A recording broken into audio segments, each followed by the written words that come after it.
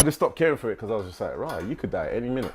Because think about it, yeah, you'd never heard me before that saying, right, my mom was ever ill, anything like that. Then all of a sudden, within 1 month, gone. Like, so it just kind of made me slow down. I was just like, bro, why am I killing myself, man?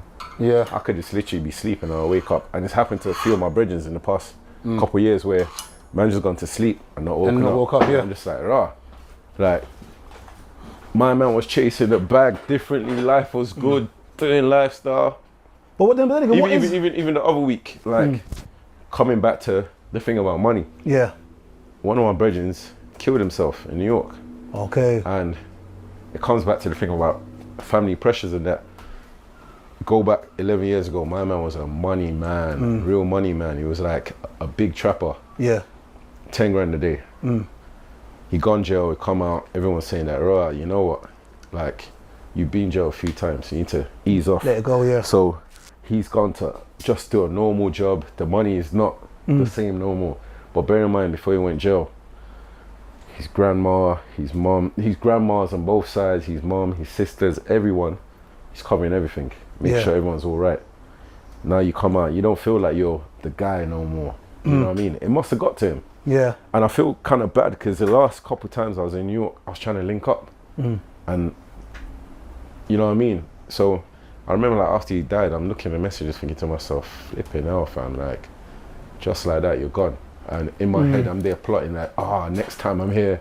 But it's hard though because you can't be there for everyone. You can't. And as I said, for me, accountability is the word of the day for me. And it's just, you can only be accountable to yourself. Like you can't be there for everyone. And the moment you try to be a people pleaser, you go crazy because you can't spread yourself so thin. Yeah. You can't do it. And I've tried that in the past and it just doesn't, well, for me, it doesn't work, you know? And it's hard to say, it's easier said than done to put yourself first.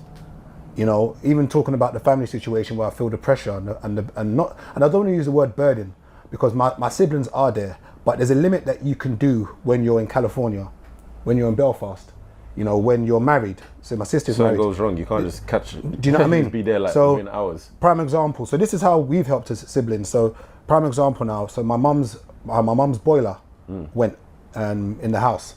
So obviously my mum's rang me. Oh, Gabriel. The shower is not hot. It's not hot. So obviously I know what that means, innit?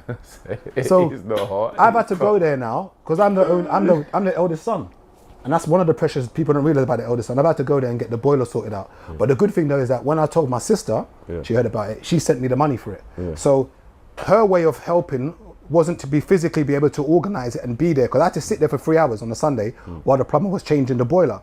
So my sister sent me the money. So her way of saying, listen, I can't be around because I'm not here, but here's the money for it. So it kind of eased it a little bit.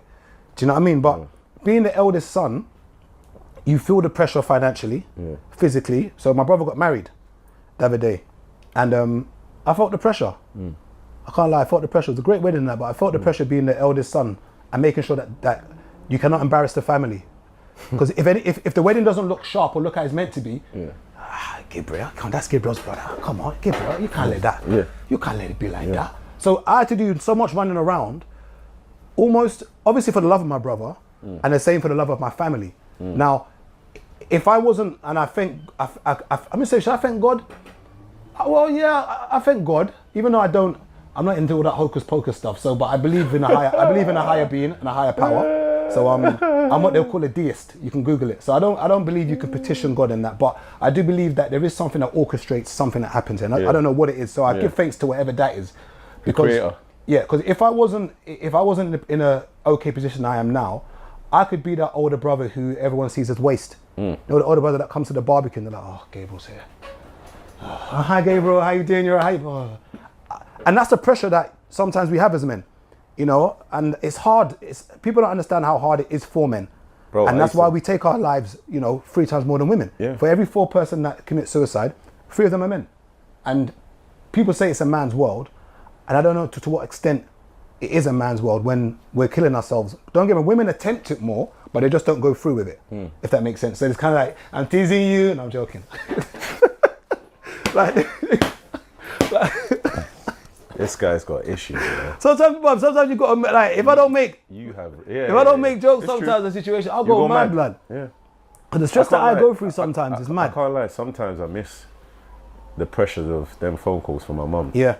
But at the same time now, it's like, it's made me see life different, seeing as it's gone, where I know the money's going to come, but now I'm just...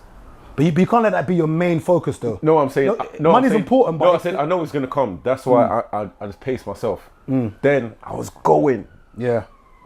I'm not doing that. So technically, what it sounds like to me that's only really changed is maybe the lack of how many events you're doing. I think that's the main catalyst of what's happening now. It. No, you know what it is? Everything's slow since COVID, so... Because we used to do Lux every Sunday before COVID. Sunday, then you had your ABBA events you was doing maybe once every month. Yeah. Then you had Summer of Love you was doing. We're still doing Summer of Love now anyway. Yeah, but Summer of Love was busier. That's one. Client base was busier. But you got to remember as well though, we're in a exactly. Everybody got money. You got to remember everything's gone up now. So that's apart the from wages. Exactly. So everything's gone up. So how I balance it out is by driving. But people don't understand that even though it's tiring, bro. It's long. Bro, there's times where I've ended up in flipping Enfield or Potter's Bar. Bro, I park my car on the side road. I just wind my seat down, open my roof and just go sleep. And whenever I wake up, that's when I start moving. Yeah. So when I'm trying to tell people I'm tired, like I'm proper... I tell you the funniest thing though, yeah? I tell you the funniest thing about it is that it's almost as if some women, it's almost as if they don't expect men to be tired. Like, it's almost as if you're weak. You're tired. No, you see the joke. You're tired. I'm actually tired. Like I can't see you. I'm tired. As a man, why are you taking a nap?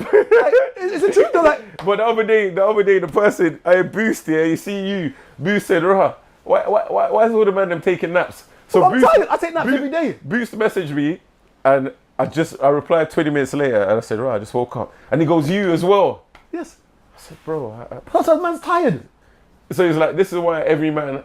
It's taking long to reply because everyone's taking naps. I'm like, bro, we're tired. Man's tired. Like after we finish recording this, I'm putting on my trainers, putting on my jumper. I'm going in a car. Yeah.